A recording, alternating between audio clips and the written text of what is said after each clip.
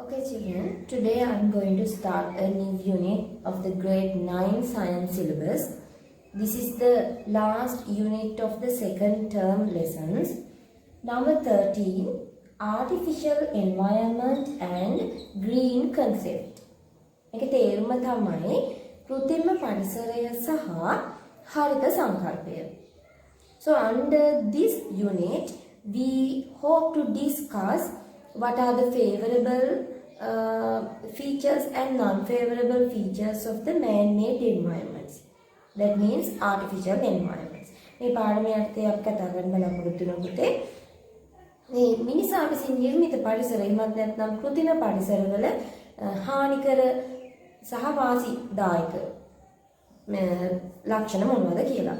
වාසි සහ අවාසි. And also how to overcome from the disadvantages. මේ අවාසිදායක තත්ත්වයන් වලින් කොහොමද අපි අත්මිදෙන්නේ? ඒ දේවල් කොහොමද වළක්වා ගන්නේ? So under that we are going to discuss about the special concept, green concept. ඒ අර්ථය අපි විශේෂ සංකල්පයක් වන හරිත සංකල්පය ගැන කතා කරන්න බලාපොරොත්තු වෙනවා. And also how to follow these guidance under the green concept. මේ හරිත සංකල්පයේ අර්ථය අපිට කියලා දීලා තියෙන දේවල් කොහොමද අපි ඒවට අනුගත වෙන්නේ? අපි කොහොමද ඒක follow කරන්නේ කියන එකත් මෙතෙන්දී කතා කරන්න බලාපොරොත්තු වෙනවා. So children, first of all, let's discuss what are the artificial environments and what are the favorable and unfavorable features of them. එහෙනම් අපි ඉස්සෙල්ලාම කතා කරමු කෘත්‍රිම පරිසර කියන්නේ මොනවද? ඒවායේ වාසිදායක තත්ත්වයන් සහ වාසිදායක තත්ත්වයන් මොනවද කියලා. Just look at this. Okay children, now you know what are the man-made environments. That means what are the three types of artificial environments. They are agricultural environments, industrial environments and urban environments. That means human settlements. පුතේ දැන් ඔයාලා දන්නවා මොනවද මේ කෘත්‍රිම පරිසර නැත්නම් මිනිසා විසින් නිර්මිත පරිසර වර්ග තුන. කෘෂිකාර්මික, කාර්මික සහ ජනාවාස පරිසර. Children, you know from the date of the origin of the earth, everything in the earth has been created naturally. පෘථිවියේ සම්භවයත් එක්ක එදා පටන් පෘථිවිය තුළ සියලු දේ සිද්ධ වුණේ ස්වභාවිකව නේද? But from the date of the origin of the man, they began to change the natural environment according to his requirements, according to their requirements. නමුත් මිනිසාගේ සම්භවයත් එක්ක මිනිසාගේ අවශ්‍යතාවයන් වලට අනුව මේ ස්වභාවික පරිසරය වෙනස් කරන්න ඔවුන් පටන් ගත්තා. As an example, in this picture you can see the Manhattan metropolis. Metropolis means Manhattan city of New York in United States of America appeared in the past and the present days. දැන් මේ පින්තූර වලට පේනවා America එක්සත් ජනපදයේ New York වල තියෙන මෑන්හැටන් කියන නගරයේ පුරවරයේ එදා සහ අද පින්තූරයක්. So you can see the difference between the past and the present very well. Children, there are favorable and unfavorable features in here. පුතේ මේ කාර්මික, කෘෂිකාර්මික, ජනාවාස ආදී කෘත්‍රිම පරිසර ඇතිවීමේ වාසි සහ අවාසි තියෙනවා. Now let's see what are they. Okay, now you can see the favorable features of man-made environments. Number 1, providing comfort to our lives. නේද? අපේ ජීවිතවලට සුව පහසුව ලබා ගන්න පුළුවන්. Number 2, making the environment beautiful. පරිසරය ලස්සන වෙනවා. Number 3, people can earn money properly. You know, at present, the people can find many jobs quickly and earn money very well. ඒ කියන්නේ මිනිස්සුන්ට සල්ලි හොයන්න පුළුවන් හොඳට. Number 4, can get the resources easily like water, food, timber and energy. මිනිසුන්ට අර සම්පත් අවශ්‍ය කරන සම්පත් වතුර ආහාර දැව ශක්ති ප්‍රභව වෙන ශක්තිය ඉක්මනින් ගන්න පුළුවන්. Number 5 improving the communication. සංනිවේදනය දියුණු වීම. අද ඕනෙම රටකට කතා කරන්න පුළුවන් ඉක්මනින් පහසුවෙන් නේද? We can connect our people in the abroad or any distant area. ඕනෙම දුර පළාතක නැත්නම් විදේශගතව ඉන්න අපේ කවුරු හරි ඉක්මනින්ම අමතන්න පුළුවන් ඉස්සර වගේ නෙවෙයි. So these are the favorable features. And now let's discuss what are the non-favorable things of man-made environments. Okay, I think already you know the unfavorable features, that means the disadvantages, bad effects of man-made environments. We discussed them in the earlier lesson. So now I am going to tell them quickly. I am not going to explain further about them. First one, environmental pollution. Second one, reducing the biodiversity. Third one, spreading diseases. Fourth one, occurring natural disasters. ස්වභාවික විපත් ඇතිවීම. 5, insufficient sanitary facilities.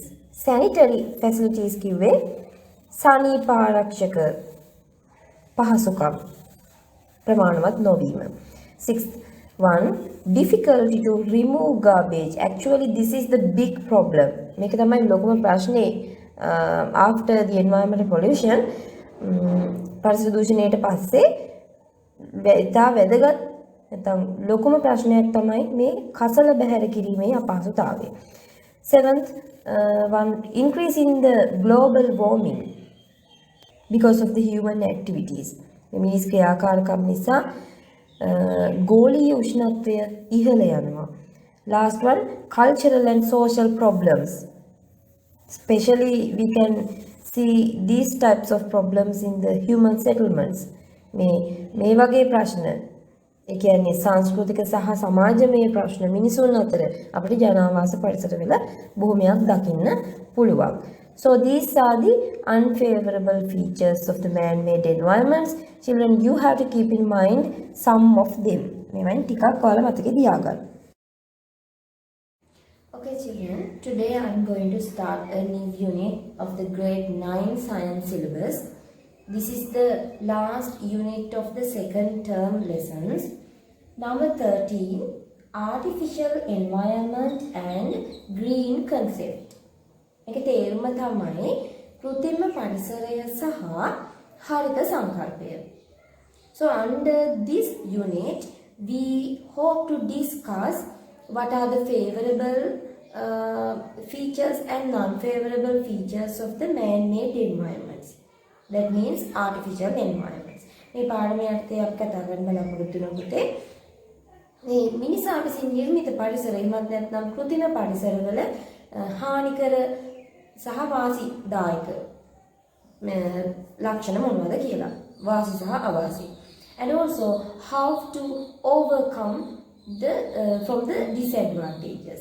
මේ අවාසිදායක තත්ත්වයන් වලින් කොහොමද අපි අත්මිදෙන්නේ? ඒ දේවල් කොහොමද වළක්වා ගන්නෙ? So under that we are going to discuss about the special concept, green concept. ඒ අර්ථය අපි විශේෂ සංකල්පයක් වන හරිත සංකල්පය ගැන කතා කරන්න බලාපොරොත්තු වෙනවා. And also how to follow these guidance under the green concept. මේ හරිත සංකල්පයේ අර්ථය අපිට කියලා දීලා තියෙන දේවල් කොහොමද අපි ඒවට අනුගත වෙන්නේ? අපි කොහොමද ඒක follow කරන්නේ කියන එකත් මෙතෙන්දී කතා කරන්න බලාපොරොත්තු වෙනවා. So children, first of all, let's discuss what are the artificial environments and what are the favorable and unfavorable features of them. එහෙනම් අපි ඉස්සෙල්ලාම කතා කරමු කෘත්‍රිම පරිසර කියන්නේ මොනවද? ඒවායේ වාසිදායක තත්ත්වයන් සහ වාසිදායක තත්ත්වයන් මොනවද කියලා. Just look at this. Okay children, now you saw the advantages and the disadvantages of the artificial environment, And also I forgot to tell you a big advantage of the artificial environment. That means along with the improvement, along with the advancement of the science and technology of the human, මේ මානවයාගේ විද්‍යා හා තාක්ෂණික දැනුම වර්ධනයත් එක්ක වැඩි දියුණු වීමත් එක්ක the lifespan of the man has increased. The lifespan is increased. ජීවිත කාලය වැඩි වෙලා තියෙනවා. Especially with the advancement of the medical field. නේද? සෞඛ්‍ය ශ්‍රේෂ්ඨය ගැන වෛද්‍ය ශ්‍රේෂ්ඨය දිනුවත් එක්ක ජීවිත කාලය වැඩි වෙලා තියෙනවා. ඒකත් වාසියක් මට කියන්න හිතුණා. Okay children. Now the favorable features okay. They are okay. ඒ කියන්නේ වාසිදායක තත්ත්වයන් කමක් නැහැ. ඒ ටික නම් හොඳයි. But just think about these unfavorable things. Disadvantages මේ අවාසි මේ ගැටලු මේ ප්‍රශ්න ටික ඒ ටිකට මොකද කරන්නේ? As I told earlier, with the increasement of the human population on the earth and with the increasement of their knowledge, they have to use the limited resources unlimitedly. මේ මම අර කලින් කිව්වා වගේම මේ ජනගහනයේ වර්ධනයත් එක්ක ඔවුන්ගේ දැනුමේ වර්ධනයත් එක්ක ඒගොල්ලෝ මේ පෘථුවිය තුල තිබෙන සීමිත සම්පත් අසීමිත ලෙස භාවිතා කරන්න පුරුදු වෙලා තියෙනවා. භාවිතා කරන්න සිද්ධ වෙලා තියෙනවා. Because of it ඒක නිසා they have to face many problems. ඒගොල්ලන්ට ඒ නිසා මුණු පාන සිද්ධ වෙලා තියෙනවා ගොඩාක් ගැටලු වලට. So the man is a very intelligent person. No, මිනිසා කියන්නේ දියුණු නැත්නම් බුද්ධිමත් සත්වයෙක්නේ. So they at present they have used many options to reduce these environmental pollution and to overcome from these unfavorable features of the man-made environments. The මිනිසා බුද්ධිමත් නිසා මෙයාලා වර්තමානයේ වෙනකොට හිතලා තියෙනවා විවිධ options නැත්නම් විවිධ දේවල් එතෙන්ට apply කරලා මේ අවාසිදායක තත්ත්වයන් නැති කරගන්න, අවම කරගන්න. හරිද? ඒව මගහැරවලා අවශ්‍ය දේ හොඳින් පරිසරයට හානියක් වෙන්නේ නැතුව සිද්ධ කරන්න ඒගොල්ලන් යොමු වෙලා තියෙනවා. So now let's discuss what is that. දැන් අපි කතා කරමු මේ මොකක්ද කියලා. Under that, as I told you earlier, this concept they have presented into the world. දැන් මේ මිනිසා එන්නේ යටතේ green concept නැත්නම් හරිත සංකල්පය කියන සංකල්පය ලෝකයට හඳුන්වලා දීලා තියෙනවා. Now let's see what is this green concept. දැන් අපි බලමු මොකක්ද මේ හරිත සංකල්පය කියලා කියන්නේ කියලා. Okay children, green concept. Now I will explain what's the meaning of green concept and what's the purpose of introducing it. ඒ හරිත සංකල්පය කියන්නේ මොකක්ද? හරිත සංකල්පය ඉදිරිපත් කිරීමේදී අරමුණ මොකක්ද කියන එක මම දැන් පැහැදිලි කරනවා. හොඳට අහගෙන ඉන්න ඕනේ මම කියන එක. එකින් එක මම කියලා දෙන්නම්.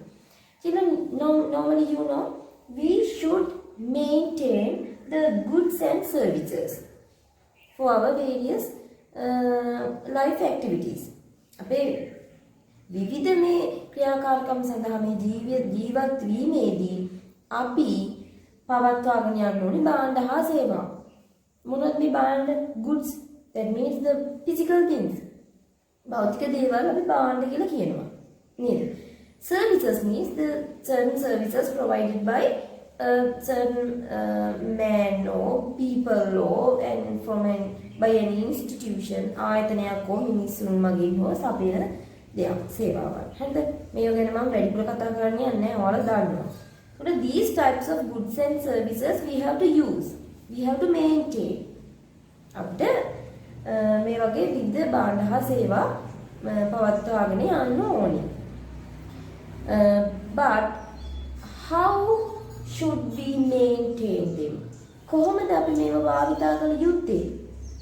පරිසරයට හානි කරමින්ද? By making the environment polluted or by harming to the environment. අපි පරිසරයට හානි කරමින්ද පරිසරය ගැන හිතන්නේ නැතුව පරිසරයේ දූෂණය වුණාට කමක් නැහැ කියලා හිතාගෙනද මේව පරිභෝජනය කරන්න ඕනේ? නෑ. We have to maintain these goods and services with a minimal harm or not harming to the environment. ඒ කියන්නේ පරිසරයට අවම හානියක් වෙන පරිදි හෝ පරිසරයට හානි නොවන පරිදි. පරිසරයට හානි නොවන පරිදි කරනවා නම් හොඳයි. යම් කිසි හෝ හානියක් වෙනවා නම් ඒකත් ඉතාම අවම වෙන විදිහට අපි මේව පවත්වාගෙන යන්න ඕනේ. එහෙනම් අපි මෙතනින් මේක ලියමු. Maintain the goods and services with a minimal harm or not harming to the environment, natural environment. Okay. With the minimal harm or not harming to the natural environment. Let's read this again. We should maintain the goods and services. We should maintain the goods and services with a minimal harm or not harming to the natural environment. හරිද? ස්වභාවික පරිසරයට හානි නොවන හෝ අවම හානියක් වෙන පරිදි භාණ්ඩ හා සේවා පවත්වාගෙන යා යුතුයි. So the people can't do this with alone. මේක මිනිස්සුන්ට තනියම කරන්න බෑ. There should be a certain method. ඒකට නිශ්චිත ක්‍රමයක් තියෙන්න ඕනේ නේද? ඒක කවුරු හරි කියලා දෙන්න ඕනේ. කවුරු හරි ඒක ගයිඩ් කරන්න ඕනේ. So at present people have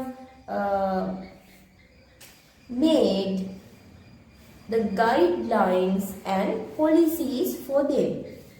හරිද?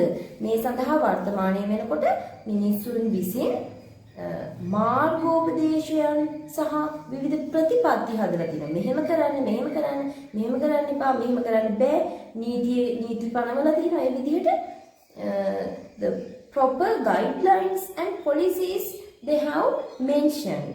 So the people have to follow them to maintain the goods and services with a minimal harm or not harming to the natural environment.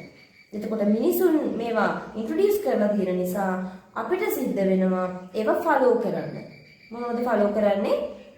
මෙන්න මේ භාණ්ඩ හා සේවා ස්වභාවික පරිසරයට අවම හානියක් සිදු වෙන විදිහට හෝ හානියක් නොවන විදිහට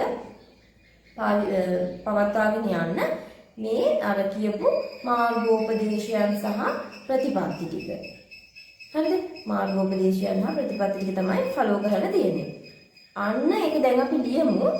අන්න ඒ විදිහට ඒ කියපු මාර්ගෝපදේශ සහ ප්‍රතිපත්ති ෆලෝ කිරීම නැත්නම් ඒවා අනුගමනය කිරීම තමයි හරිත සංකල්පය කියන්නේ පුතේ.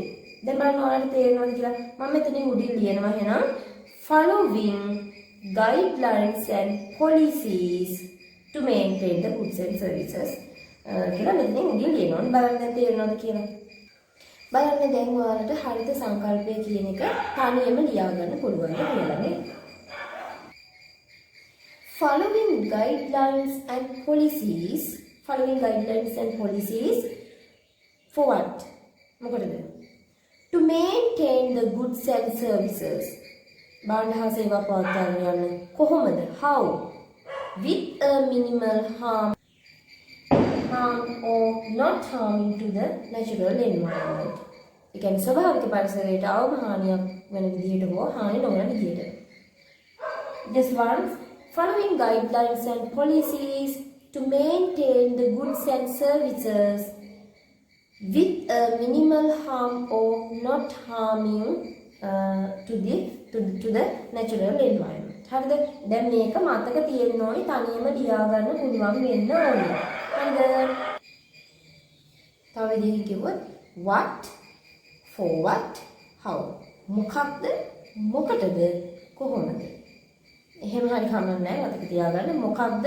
Following guidelines and policies for what? මොකටද? To maintain the goods and services. කොහොමද? How? With a minimal harm or not harming to the natural environment. මම හිතනවා දැන් ඔයාලට හොඳට මේක කටපාඩම් ඇති කියලා දැම්මම. හරි පුතේ. So to get a better understanding about the green concept, now let's find out the information about the world places which adopt to the green concept. දැන් මේක තවදුරටත් පැහැදිලි කර ගැනීමට මේ හට සංකල්පයට අනුගත වෙච්ච ලෝකයේ තියෙන තැන් කීපයක් ගැන අපි දැන් කතා කරමු. In this picture, you can see German parliamentary building. මේ රූපේ තියෙන්නේ German පාර්ලිමේන්තු ගොඩනැගිල්ල.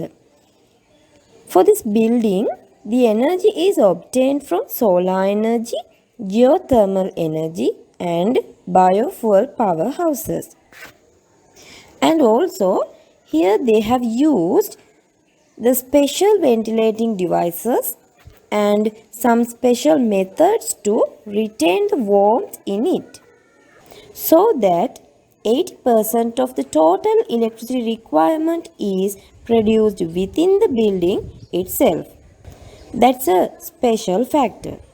Therefore, it has reduced the annual emission of carbon dioxide from 7,000 tons to 1,000 tons. In this picture, you can see Beijing National Sports Complex in China. මේ රූපේ තියෙන්නේ චීනයේ Beijing ජාතික ක්‍රීඩා සංකීර්ණය. For this complex, the energy is obtained from solar energy and water requirements are obtained from rainwater. Ventilation is effected naturally so that they can carry out the maintenance of this sports complex by low cost. Here you can see Wayne Elmore Scott Complex in USA. මෙතන ඔයාලට පේනවා America එක්සත් ජනපදයේ Wayne Elmore උසාවි සංකීර්ණය.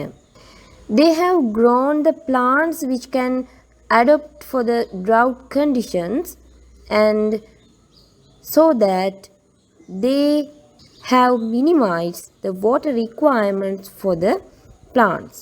And also here they have installed the waterless urinals, toilets and showers, so they have cut down the water requirements by 40%. ඒ කියන්නේ මෙම උසාවි සංකීර්ණය තුළ නියං තත්ත්වවලට ඔරොත්තු දෙන ශාක වගා කිරීම මගින් ශාකවලට අවශ්‍ය කරන ජල සම්පාදනය අඩු කරගෙන තියෙනවා.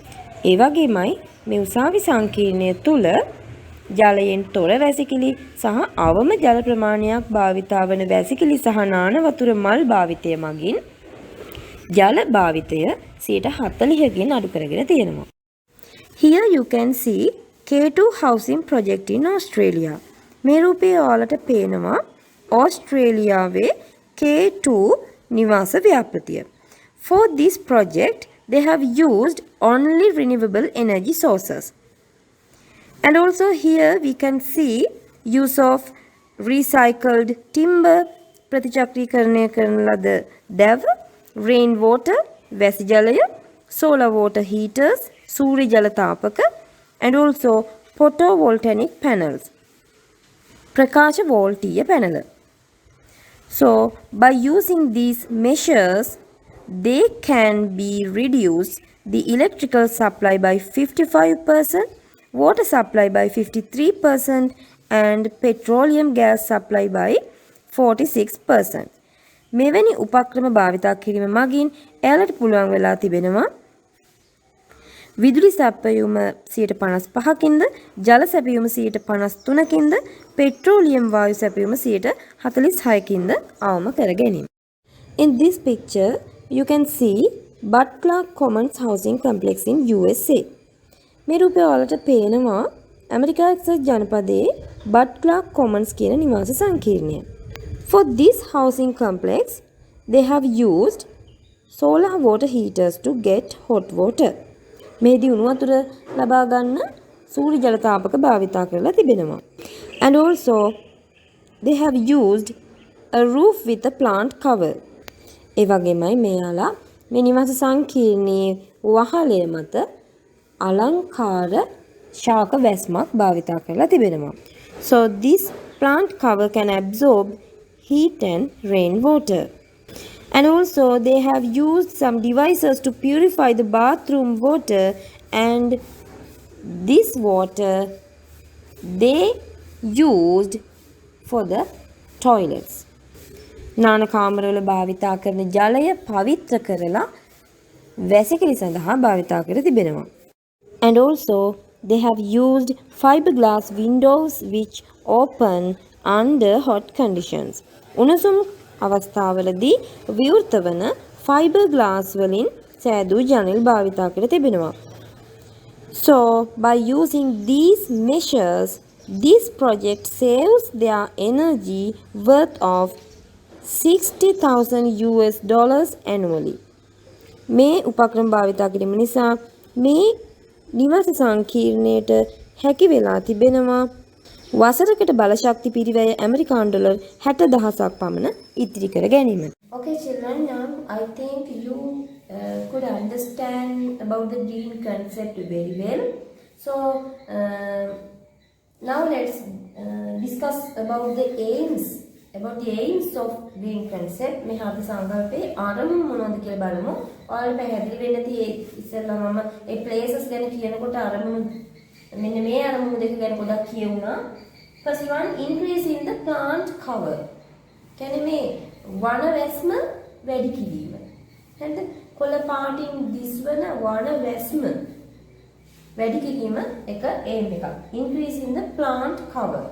ගොඩක් ශාක වගා කිරීම තමයි කරන්නේ. හරිද? Minimizing. Second one, minimizing the releasing of greenhouse gases. Minimizing the emission of greenhouse gases. Such as carbon dioxide, nitrous oxide, methane, like that. ඒ කියන්නේ දෙවෙනි අරමුණ තමයි හරිතාගාර වායුන් පිට කිරීම අවම කිරීම. හරිතාගාර වායුන් නිදහස් වීම නිපදවීම අවම කිරීම. හරිතාගාර වායුන් තමයි carbon dioxide, nitrous oxide, methane, sulfur dioxide ඒ වගේ ඒවා. එතකොට because of the releasing of greenhouse gases, the global warming is increased. මේ ගෝලීය උෂ්ණත්වය ඉහළ යනවා. එහෙනම් මේ දෙක හොඳට මතක තියාගන්න මේ aims දෙක. හරිද? Okay children, next we have to examine how to implement this green concept at present in the agricultural and industrial field. ඊළඟට අපිට කතා කරන්න තියෙන පුතේ වර්තමානයේදී මේ කෘෂිකාර්මික සහ කාර්මික ක්ෂේත්‍රයන් වලට මේ හරිත සංකල්පයට අදාළ මේ දේවල් කොහොමද යොදවගෙන තියෙන්නේ කියන එක. I hope to discuss about them in my next video. Invite all of you to watch it and to understand it very well. So children, goodbye all of you.